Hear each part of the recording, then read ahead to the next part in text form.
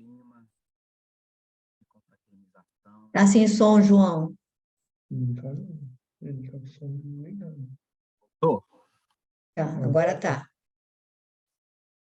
Então vamos, né, meus irmãos, nesse clima de confraternização, de alegria, rogando ao nosso amado Mestre Jesus que multiplique essas luzes benfazejas, que balsamize os nossos corações, nos aliviando as lutas da caminhada, da nossa jornada aqui na Terra, enquanto encarnados, que nessa caminhada nós possamos alcançar os degraus da evolução, ampliando os nossos sentimentos de amor, de caridade, de fraternidade, de entendimento e compreensão. Que não nos falte, querido Jesus, o bom ânimo, a força e a coragem para lidarmos com todas as nossas adversidades, principalmente aquelas que trazemos conosco, as nossas imperfeições que nós vemos alimentando ao longo dos séculos, ao longo das nossas reencarnações, e aos pouquinhos, através da sua luz, do seu evangelho de amor, nós possamos nos despojar das camadas ainda que nos endurecem o coração, que nos emperram a marcha, em direção à sua luz, querido Jesus. Abençoe o estudo de hoje, que esses valiosos ensinamentos, nos ofertados aqui por abnegados amigos que velam por nós, que nos tutelam, possam encontrar sempre alento em nossos corações, nos ajudando, nos tornando melhores, e assim contagiando aqueles que convivem conosco, levando um pouquinho dessa luz para esses corações que cruzam os nossos caminhos. Abençoe, querido Jesus, a cada um de nós, a cada coração aqui, encarnado e desencarnado, os nossos familiares, o nosso lar, e aqueles corações queridos que não puderam estar aqui conosco esta noite. Leve também esta luz multiplicada e toque esses corações, hoje e sempre, Senhor. Que assim seja. Que assim seja.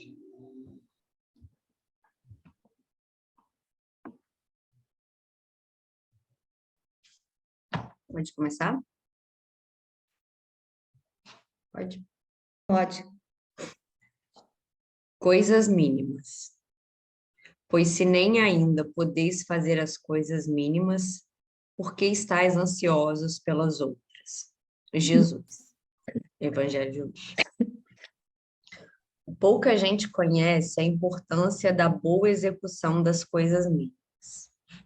Há homens que, com falsa superioridade, zombam das tarefas humildes, como se não fossem imprescindíveis ao êxito dos trabalhos de maior envergadura. Um sábio não pode esquecer-se de que um dia necessitou aprender com as letras simples do alfabeto.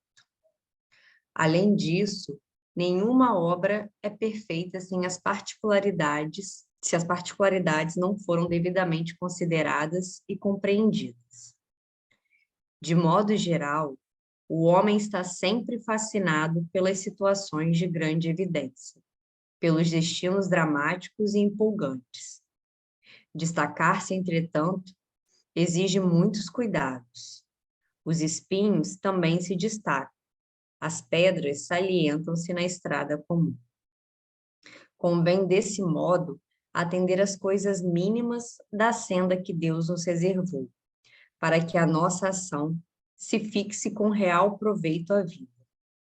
A sinfonia estará perturbada se faltou uma nota.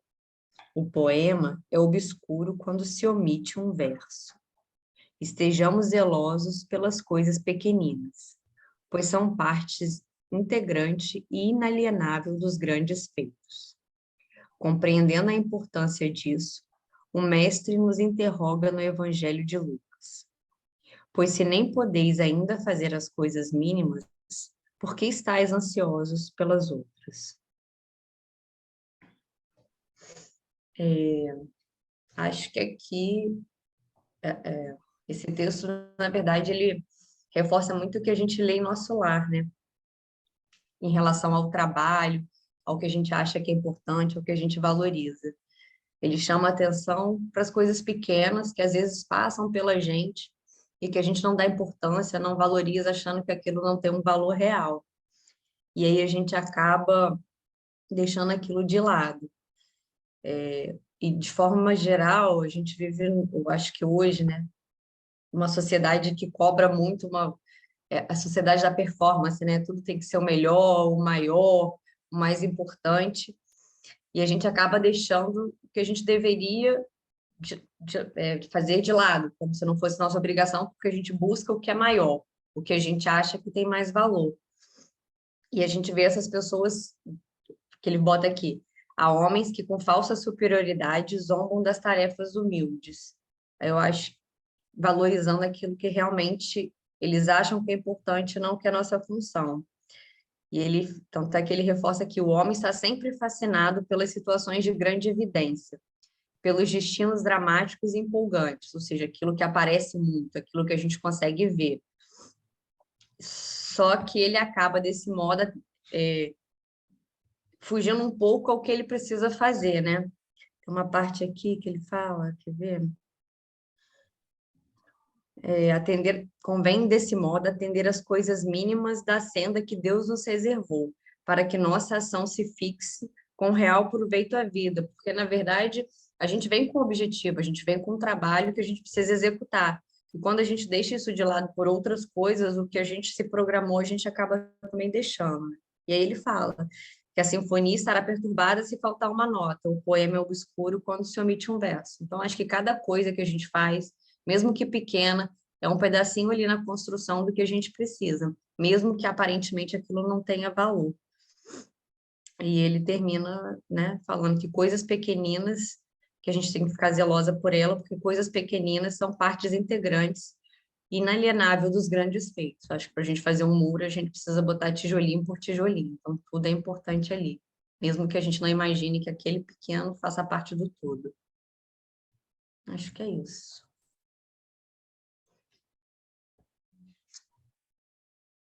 Muito bem, Vivian, você colocou muito bem. Eu só tenho uma outra frase aqui que também eu destacaria, que é exatamente quando ele diz, quer dizer, você falou dessa coisa que todos nós queremos, assim, aquilo que aparece, que é emocionante, ou seja, os grandes feitos, aquela coisa toda. Aí ele diz assim, destacar-se, entretanto, exige muitos cuidados. Os espinhos também se destacam, né? E, na realidade, eles ferem. As pedras salientam-se na estrada comum, e são instrumentos de tropeço e de queda. Então, quando a gente busca a projeção, o destaque, e você não tem ainda maturidade, normalmente é desastroso, não é? A gente acaba se perdendo mesmo, né? Então, é importante que a gente possa ter cuidado com essa coisa que, de um modo geral, então, hoje, na época de hoje, que as pessoas vivem para postar, né? Vamos fazer de conta que somos felizes, aí a gente vive fazendo postagens e, na realidade, o João até contou a história aqui da experiência dele, né? Num hotel que ele ficou chocado, e realmente é isso. Então, as pessoas vivem para querer projetar algo que não é, né? Que, na realidade, é pura ilusão. E, então, achei essa frase também importante, que os espinhos se destacam, mas eles ferem, e as pedras também, elas se salientam na estrada, mas são instrumentos de tropeço, né? Mas alguém gostaria de tecer mais algum comentário sobre essa página? Alguém gostaria?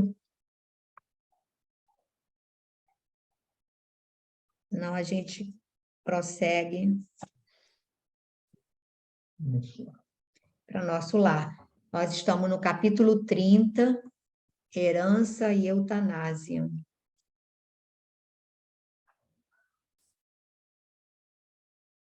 Quer ler a primeira página, Beto? Posso ler. Então, o Beto vai ler aqui a primeira página. Aqui. Capítulo 30, Herança e Eutanásia.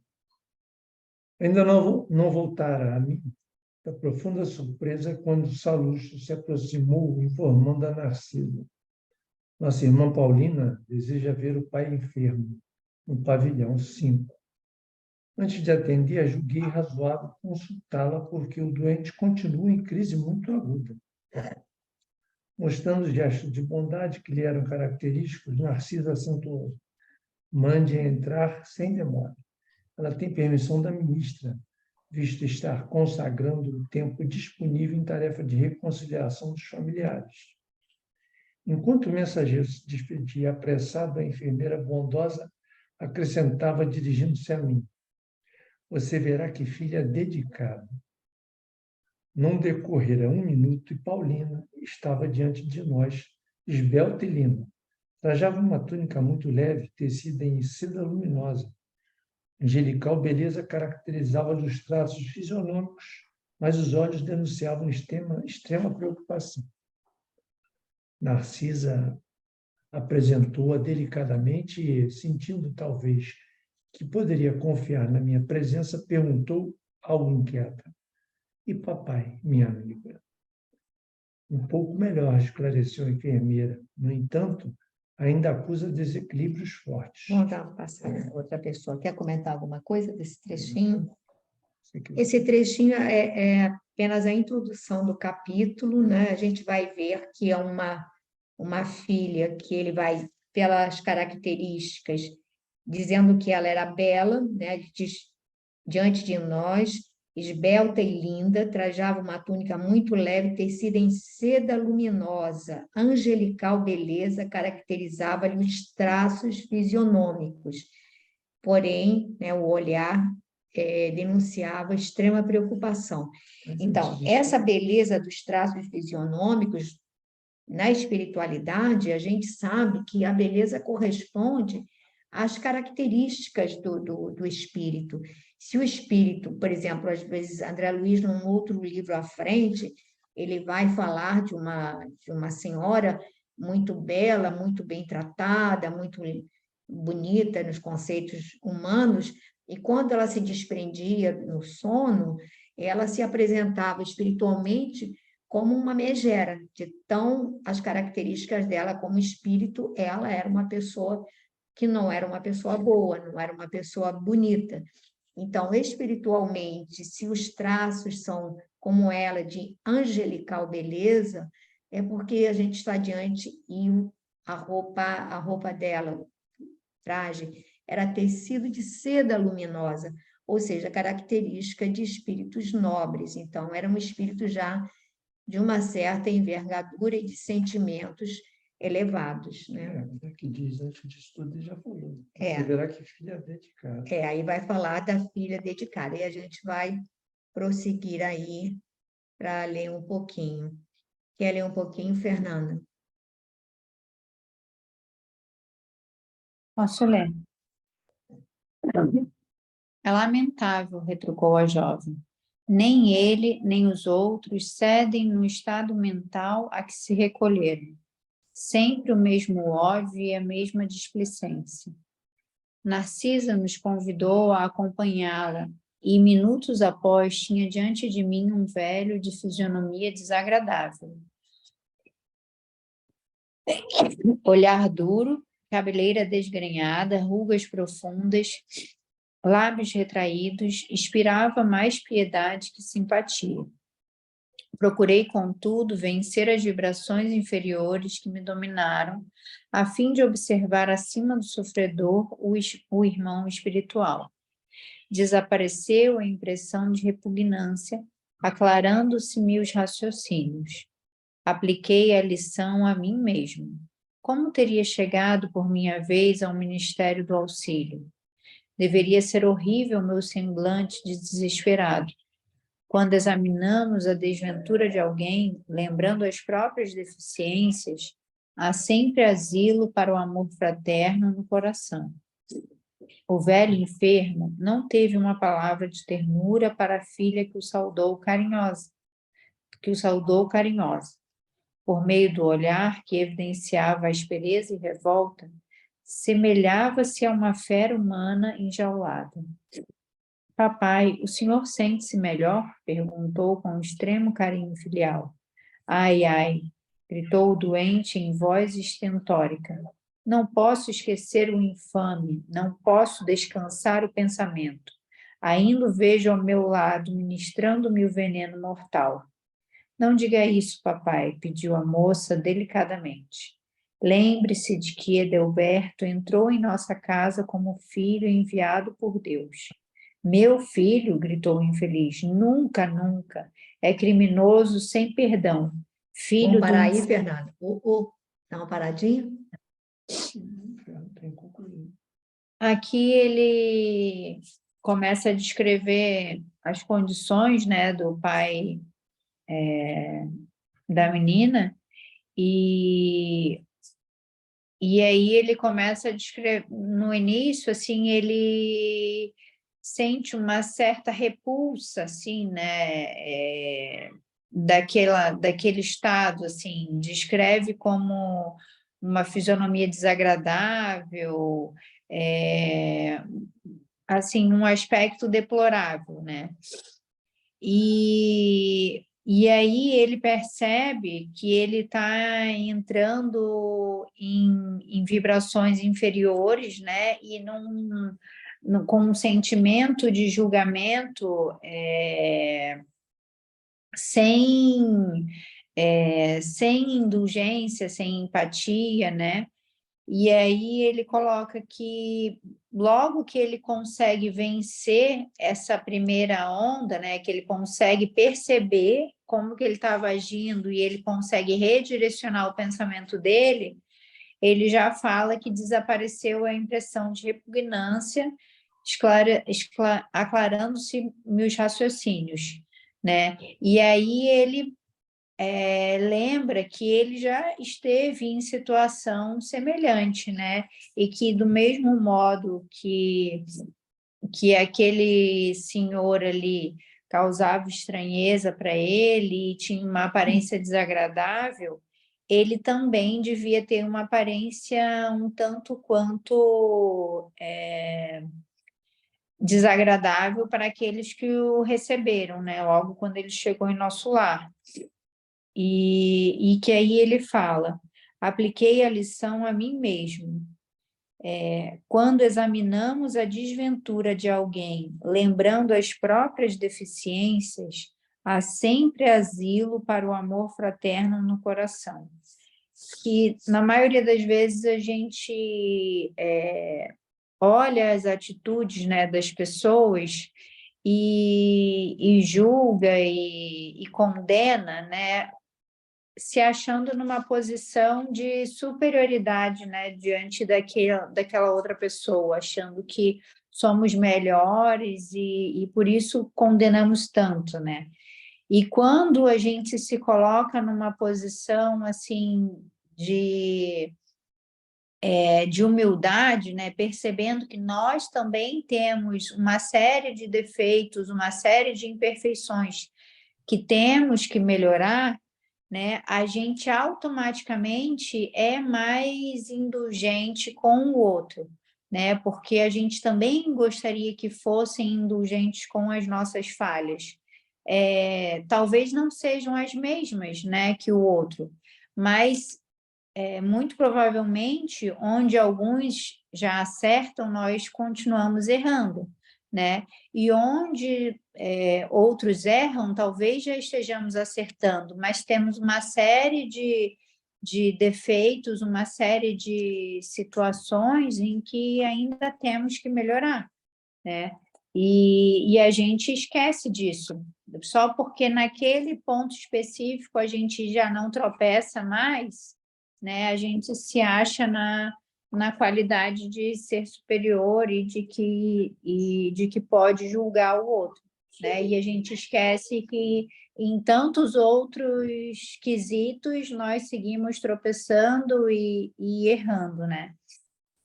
Então, e aí ele coloca que mesmo com toda a atitude, né, carinhosa da filha e com todo aquele amor, né, que ela trazia por ele se mostra impassível aquilo ali, né? Indiferente àquela ternura, indiferente àquela atenção que a filha dá para ele. Ele continua agarrado ao ódio que ele nutre por aquele outro filho, né, que cometeu uma atrocidade com ele, né? Então, a gente fixa, né? A gente tem tantas coisas boas na nossa vida, né? Tantas bênçãos, e a gente insiste em ficar agarrado com o pensamento fixo naquele ponto que ainda está ruim, né? Naquele ponto que ainda nos causa sofrimento, que provavelmente seria amenizado e muito melhor tolerado se nós prestássemos atenção em tantas outras bênçãos que a gente recebe a cada dia e o quanto somos agraciados, né? Eu queria só lembrar, deixa eu ver se estou com... Lembrar o detalhe que ele diz aqui, quando ele diz assim, o olhar que evidenciava aspereza e revolta semelhava-se a uma fera humana enjaulada. E aí o André Luiz vai sempre se colocar para baixo por uma questão até de exercício de humildade, mas o André Luiz, ele chega a nosso lar em condições assim, de indigência dele mesmo, de sofrimento, mas ele não chega com ódio. Então, esse irmão, repara, ele causa repulsa pelas vibrações que ele emitia de ódio. E quando nós nos cristalizamos no ódio, é como a Fernanda disse, automaticamente você se fecha para qualquer tipo de outra emoção. Então, ele, como aqui a Fernanda já falou, ele é totalmente insensível àquela amorosidade daquela filha, ele não consegue ver o amparo, nem o acolhimento, nem tudo de bem que está sendo feito por ele, porque ele está focado, exclusivamente centrado no ódio. Não é no sofrimento. O André Luiz entra em nosso lar como sofredor. Esse irmão, ele está ali acolhido, talvez por intercessão dessa filha também, mas ele está cristalizado no ódio. Então, enquanto ele estiver cristalizado no ódio, ele não conseguirá, ele será impermeável a toda demonstração de afeto dessa filha sublime, das outras pessoas que possam cercá-lo. E aí a gente pode, assim, o que nós temos visto em nossas reuniões, é que às vezes vêm companheiros, vêm espíritos, que eles ficam séculos, a gente pode ficar séculos, até milênios, fixado num determinado ponto por causa de um ódio mortal. E a pessoa se embrenha num processo de vingança, só que a vingança é algo insaciável. É aquela coisa que quanto mais a pessoa se vinga, mais ela acha, sabe, a espécie de um corrosivo, mais ela acha que ela tem que se vingar. Então, enquanto a pessoa se mergulha num processo desses, a vida para. A vida para, a pessoa se distancia dos entes queridos, né? As pessoas continuam caminhando, progredindo, e a pessoa para no tempo. Então, sim, por que a gente está sempre frisando isso? É porque nós não estamos isentos de, num dado momento da nossa vida, acontecer qualquer situação que nos leve a ter vontade de curtir ressentimento por alguém. E o ressentimento nos aprisiona. O sentido de malquerença, o sentido de raiva, assim, é algo que nos aprisiona e nos impossibilita a recepção de ajuda, que a gente se fecha para isso. Ficamos como, sabe, o caramujo ali, fechado na concha, cristalizado, e podemos ficar indefinidamente num processo desses. Alguém gostaria de tecer algum comentário a mais sobre isso aqui? Não? Não? Alguém gostaria de prosseguir a leitura? Alguém? Deixa o João ler um pouquinho, porque ele não lê. Ele fica faz feliz, ele não lê, ele fica triste. Está vendo, João? Ainda dizem que você não lê. Ele não lê, a Vivian está lendo para ele. Ele fica triste. É só um pedacinho para deixar para os outros ler também. Ina falava agora com os olhos rasos de água. Ouçamos, papai, a lição de Jesus que recomenda nos amemos uns aos outros. Atravessamos experiências consanguíneas na Terra para adquirir o verdadeiro amor espiritual.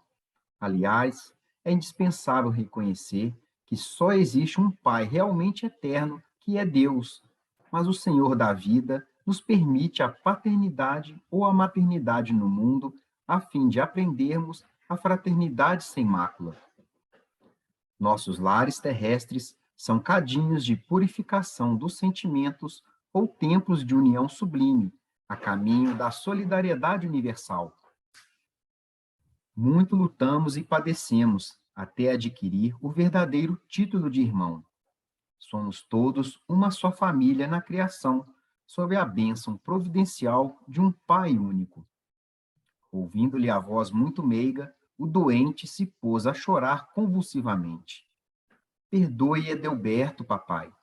Procure sentir nele não o filho leviano, mas o irmão necessitado de esclarecimento. Estive em nossa casa ainda hoje, lá observando extremas perturbações.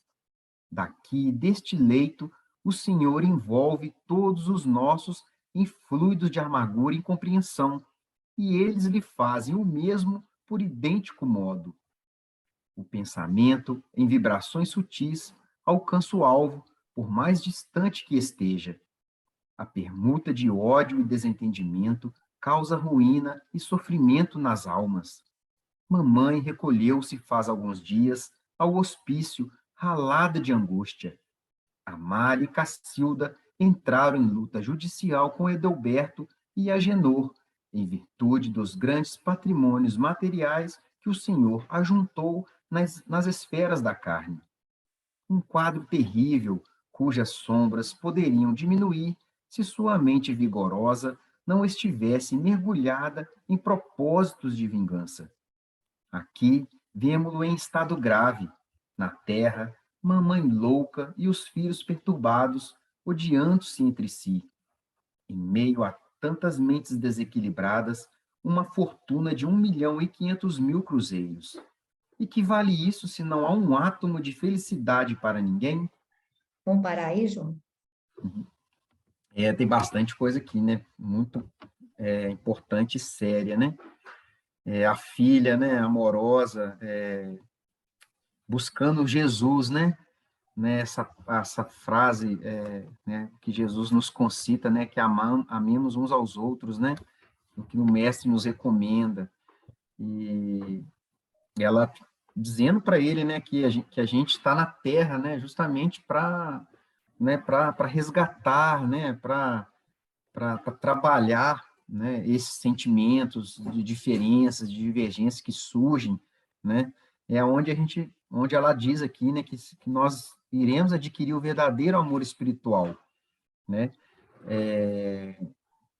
ela falando que, né, como é sublime, né, a paternidade, a maternidade no mundo, né, que é onde a gente aprende a verdadeira fraternidade, o entendimento, a compreensão, o acolhimento, né, que os nossos lares terrestres são cadinhos de purificação dos sentimentos, ou templos de união sublime, né, o caminho da solidariedade universal é o nosso lar, né, a nossa família, a nossa casa, é um mini evangelho, né, é onde a gente pode exercitar ali todo o cabedal que, né, que vem presente ali no Evangelho de Jesus, né?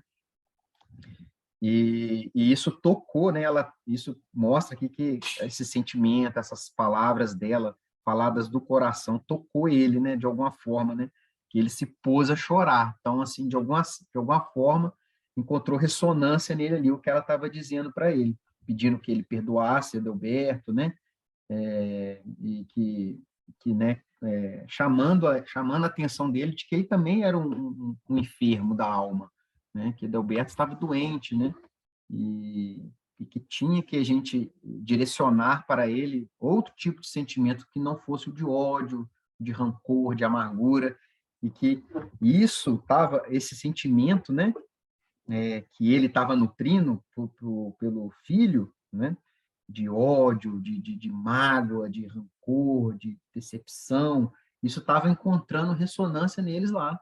Eles também estavam, de uma certa forma, às vezes não consciente, direcionando para ele. Isso tava o perturbando, deixando, né, contribuindo para o estado em que ele se encontrava lá, em nosso lar. Né? E falando, e ela fala, acho que isso é muito importante, essa frase aqui que ela traz aqui, né?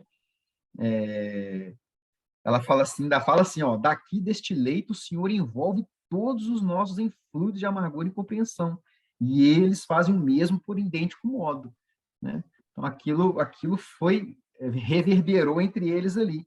E ela fala ainda, né, que o pensamento em vibrações sutis alcança o alvo, por mais distante que esteja. Então, não tem distância, né?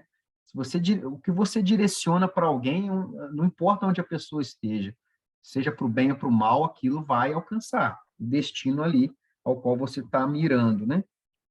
E ela falando dessa permuta de ódio e desentendimento causa ruína e sofrimento nas almas. Então, olha como é que isso afetou os encarnados, né? De uma certa forma, né? Por invigilância dos encarnados também, que estavam ali receptivos, vibrando na mesma faixa de sintonia que ele, né? Aí cada um com as suas questões, foi afetado de uma forma. A mãe que se recolheu ao hospício, né? As irmãs que entraram em luta judicial, né? Então, olha como é que vibrações negativas como é que pode desencadear naquilo que cada um traz de formas diferentes, mas sempre de uma forma ruim, né? E falando isso aí, basicamente isso aí, nessa perturbação em torno do dinheiro, só sentimento ruim, né? Que só trouxe tantos desequilíbrios a todos, né? E aí ele mostra como a gente se imanta mente a mente e como um repercute no outro e não sabe, né? Por isso que eu Exato. digo, quando alguém, por alguma razão, fala alguma coisa, agiu de alguma maneira que aquilo nos incomoda, a gente tem que pedir a Deus para nos tirar aquilo da mente, porque aquilo nos imanta a pessoa de quem a gente, de uma certa maneira, você não está bem, não está, mas aquilo te imanta. E é impressionante que é uma coisa. E isso aí me fez lembrar que teve uma moça, quando nós, muitos anos, começamos a fazer estudo aqui em casa, ela aqui do meu condomínio, e ela me contando a história da família, quer dizer, não é propriamente, é o irmão dela, era casada, é casado ainda, com a herdeira de uma mineradora, né? Era extração de pedras preciosas, essas coisas todas. E eram 4 irmãos, e ela contando aqui para a gente que esse irmão vivia com penúrias, vivia aqui na Ilha do Governador, com penúrias, porque os 2 irmãos homens, eles simplesmente se apropriaram de toda a fortuna quando os pais morreram e os deixaram as 2 irmãs sem nada, sem nada. E aí ficaram administrando, a mineradora é muito dinheiro. Ela disse, Pepita, é muito dinheiro. Eu sei que quando ela saiu daqui, recentemente, há alguns anos, eles conseguiram judicialmente resolver, mas levou muitos anos, quer dizer, esse irmão dela criou os filhos com dificuldade, pode ter sido até bom, quer dizer, foram criados sem facilidade. Quando essa herança chegou, já eram esses sobrinhos dela já eram adultos praticamente, e isso foi verdade, assim, é certamente assim, uma família muito, muito rica, e que aconteceu isso. Aí a gente fica imaginando, né, e fica achando que, imagina, porque esses outros filhos, né, quer dizer, um aplicou o veneno, mas os outros podem ter se sentido injustiçados pela herança ou pela partilha e vão projetar o rancor, a mágoa para o pai como responsável, né? E aí a gente vai ver que o pai fica odiando, né? Esse filho, eu não vou me antecipar, mas aí a gente vai continuar e vamos refletir, porque é bem E a gente acha que não tem importância, morreu, acabou. Gente, não acabou. Continuamos imantados, então que os laços que nos imantem sejam de respeito, sejam de saudade benéfica, sejam de carinho, que a gente se abstenha de ficar pensando mal, né? Digamos assim, pessoal que já partiu, né? Então, quem gostaria de prosseguir aqui a leitura? Quem ainda não leu? Jefferson, Babi nunca quer ler. Maria Carolina, Tuane, quem quer ler? Sinorá? Eu leio. Vamos ler, Tuane. Mas eu leguei enorme patrimônio à família, atalhou o infeliz, rancorosamente, desejando o bem-estar de todos. Paulina não deixou terminar, retornando a palavra. Nem sempre sabemos interpretar o que seja benéfico. No capítulo da riqueza transitória, se o Senhor assegurasse o futuro de nossos, garantindo-lhes a tranquilidade moral e o trabalho honesto, seus esforços seriam de valiosa previdência. Mas, às vezes, papai, costumamos amealhar o dinheiro por espírito de vaidade e ambição, querendo viver acima dos outros, não nos lembrando disso, senão nas expressões externas da vida. São raros os que se preocupam em ajudar os conhecimentos nobres, a juntar conhecimentos nobres, qualidade de tolerância, luzes de humildade, bênçãos de compreensão. Impomos a outros os nossos caprichos, afetando-nos dos serviços do Pai. Esquecemos a lapidação do nosso espírito. Ninguém nasce no planeta simplesmente para acumular moedas nos cofres ou valores nos bancos. É natural que a vida humana peça o concurso da previdência e é justo que não prescinda da contribuição dos mornos fiéis, que sabem administrar com sabedoria, mas ninguém será morno do Pai com avareza e propósito de dominação. Tal gênero de vida arruinou nossa casa. Debalde, no outro tempo, busquei levar socorro espiritual ao ambiente doméstico, enquanto o senhor e a mamãe se sacrificavam por aumentar haveres. A Mari e Cacilda esqueceram o serviço útil e, como preguiçosas da banalidade social, encontraram-se ociosos que as desposaram, visando as vantagens financeiras. A Junot repudiou o estudo sério, entregando-se às más companhias. Edelberto conquistou o título de médico, aliando-se por completo da medicina, exercendo-a tão somente de longe em longe a maneira do trabalhador que visita o serviço por curiosidade. Todos arruinaram-se belas possibilidades espirituais, distraídos pelo dinheiro fácil e apegados à ideia de herança. Vamos parar por aí? Uhum.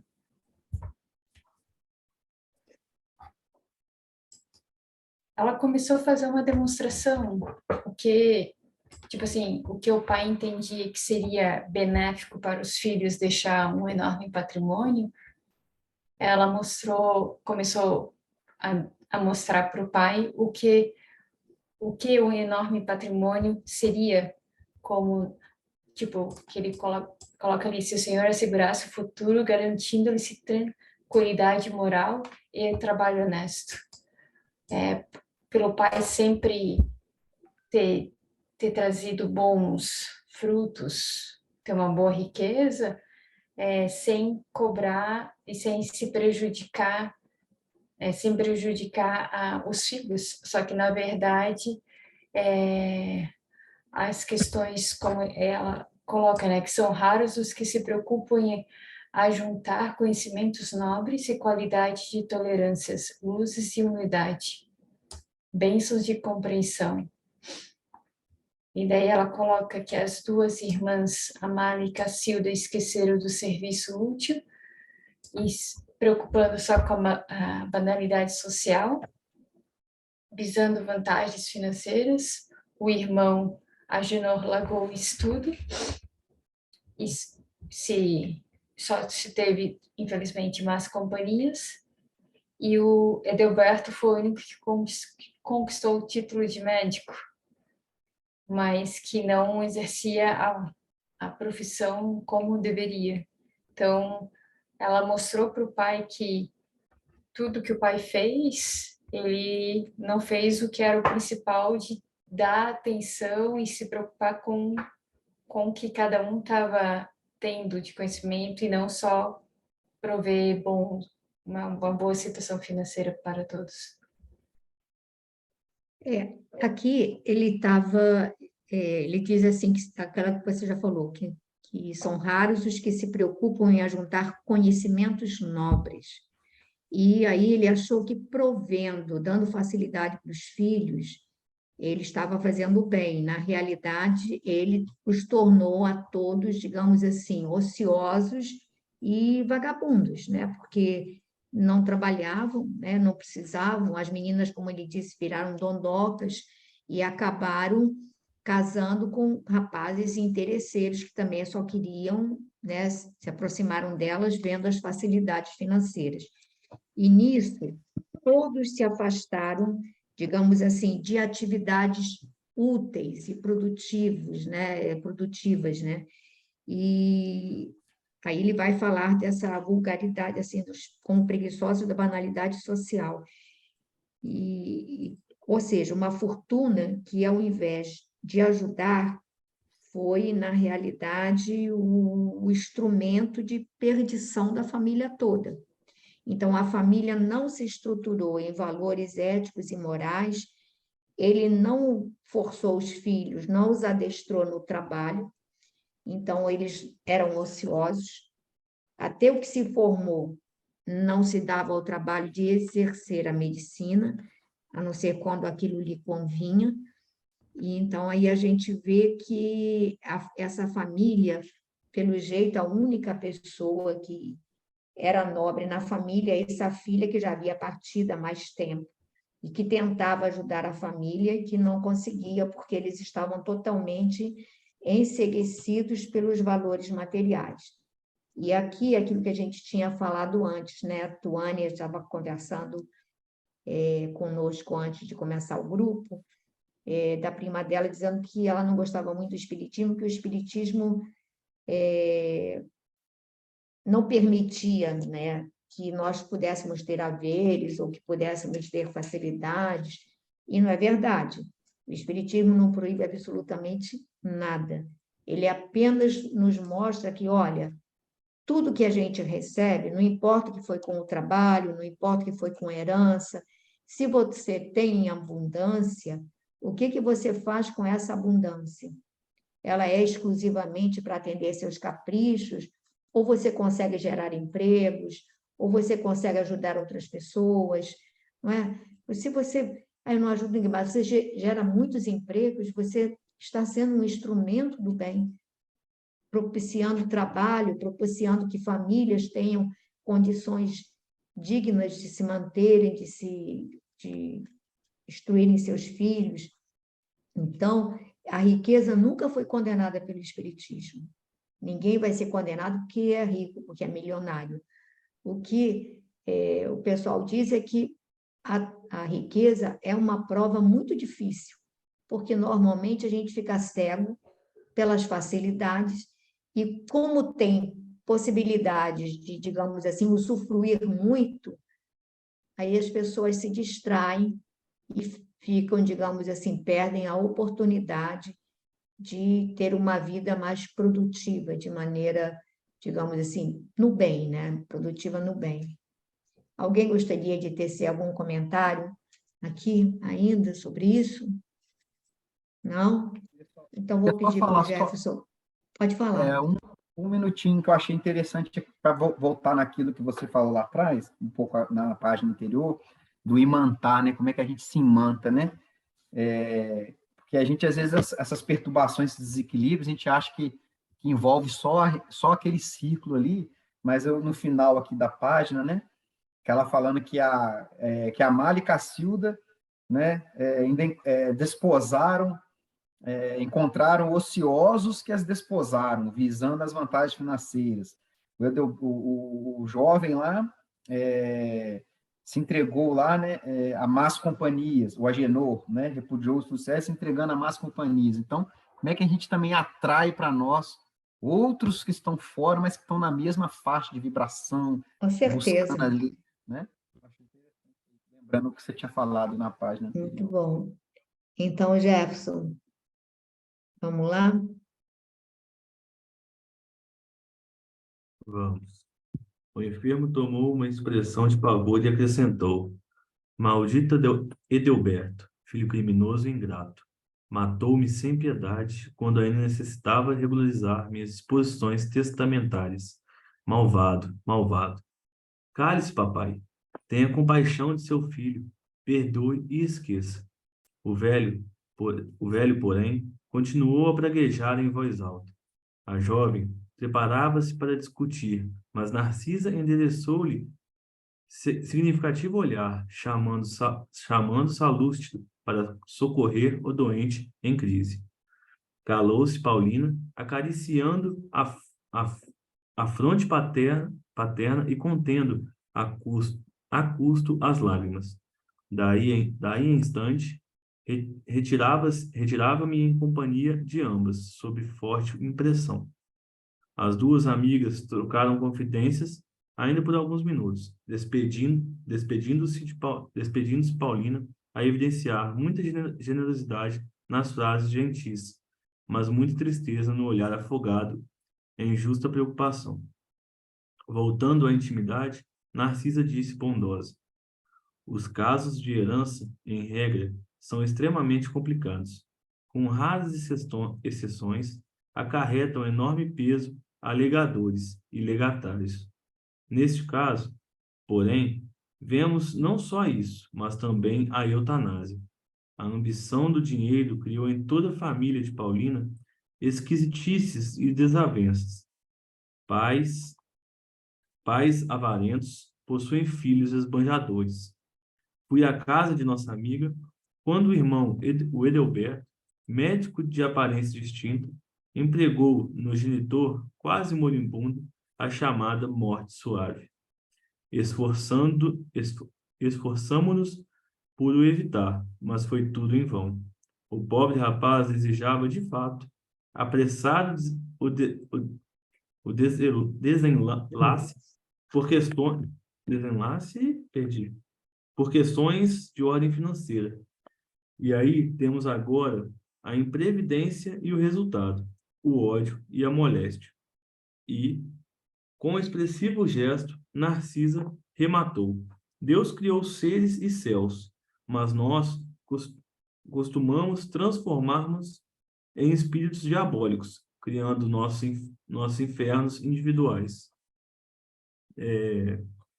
Nesse trecho aqui, ele continua, né, a desejar o mal para o filho, né, que aí explica, né, chamando ele de assassino, que fala que o filho matou, né, e explicando toda a situação, né, a gente vê que a Paulina, né, a filha dele, né, na verdade, né,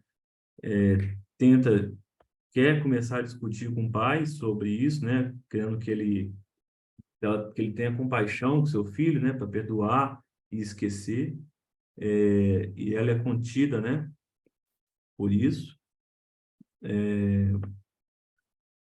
Cadê? Me ajuda? Vamos? Vai. Luz, Paulina. Não, então, aí nisso, mostrando essa situação, cadê? Chama, não sei como é que é.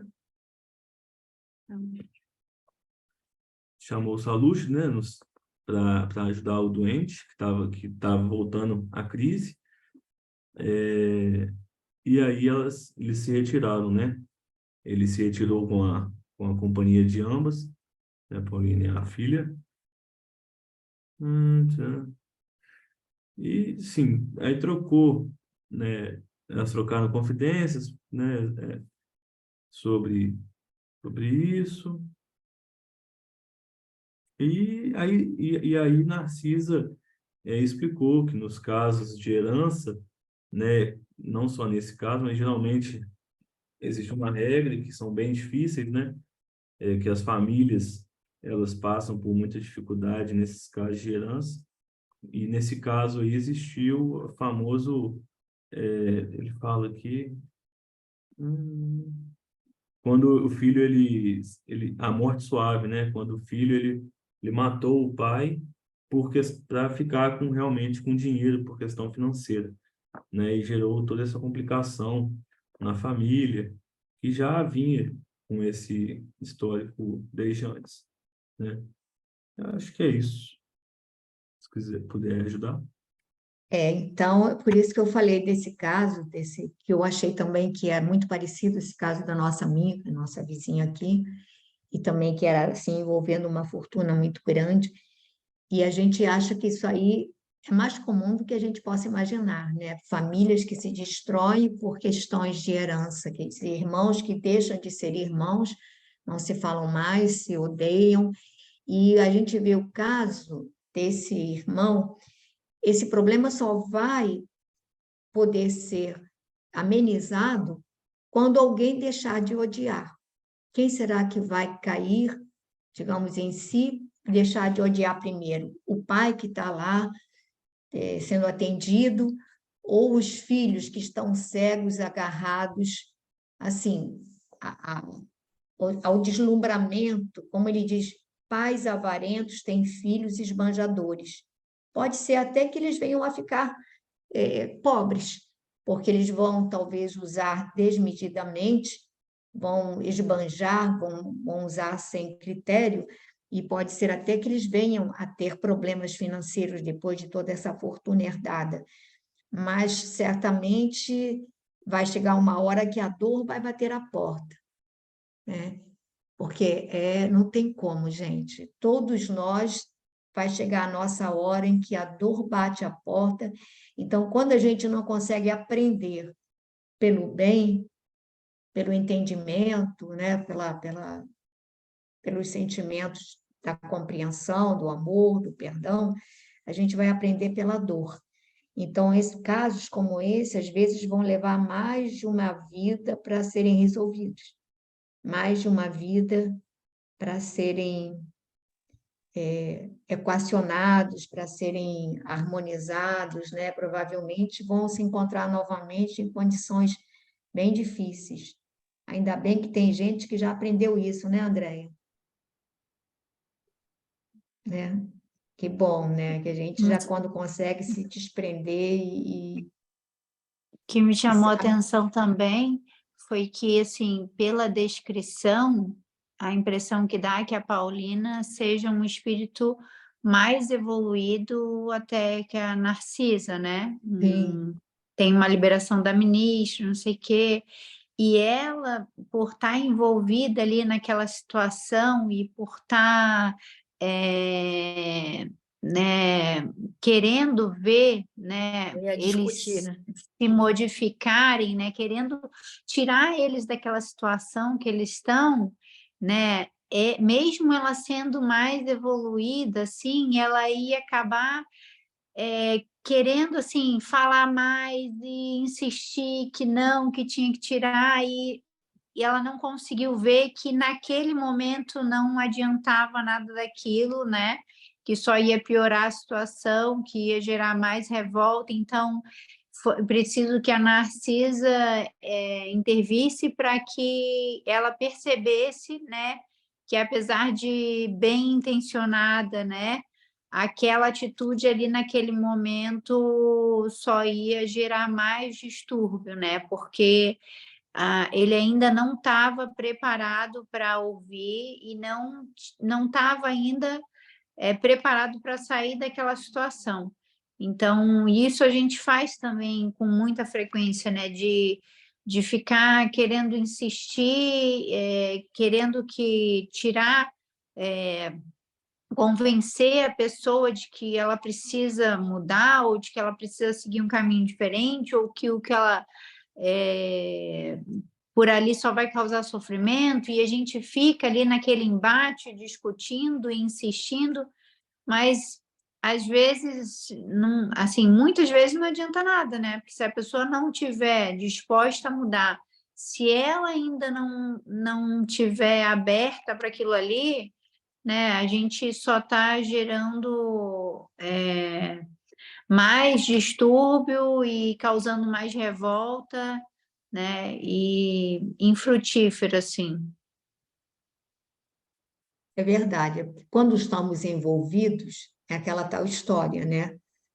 Os pais, normalmente, quando estão envolvidos, a gente se angustia Fala muito. pelas situações, né, dos filhos, porque você tem pressa de sacudi-los para ver se eles acordam, para ver se eles saem do problema. E, às vezes, quando você lida com o problema de outra pessoa, que você não está diretamente envolvido, você tem um resultado muito melhor, né? Muito melhor. Mas é verdade, essa observação bem colocada, Fernanda. Nós estamos em cima da hora para terminar, para fazer a nossa prece. Então,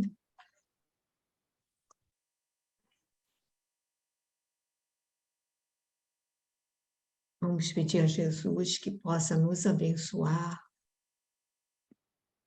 que possa nos dar lucidez para as nossas ações, para as nossas escolhas, que possamos estar atentos para que não demos guarida a sentimentos que possam ser destrutivos em nosso coração. Afasta-nos, Senhor, do ressentimento, da raiva, do ódio, de qualquer tipo de malquerença. Ajuda-nos para que possamos exercitar a compreensão, o entendimento, que possamos ter humildade para reconhecer as nossas limitações, a nossa pequenez. Ajuda-nos, Senhor, a perceber as oportunidades que nos concedes para crescimento, para desenvolvimento das nossas potencialidades no bem. E assim, Mestre amado, abençoa os nossos lares, abençoa todos os espíritos que possam estar vinculados a nós nesse momento. E pedimos também que abençoes a todas as nossas companheiras que hoje não puderam participar. Que a nossa irmãzinha Joana, que a nossa irmã também Camila, onde quer que se encontrem, possam ser envolvidas e amparadas. Então, Mestre querido, envolve a todos, agora e sempre, que assim seja. A Isabela estava aí, é que ela saiu agora.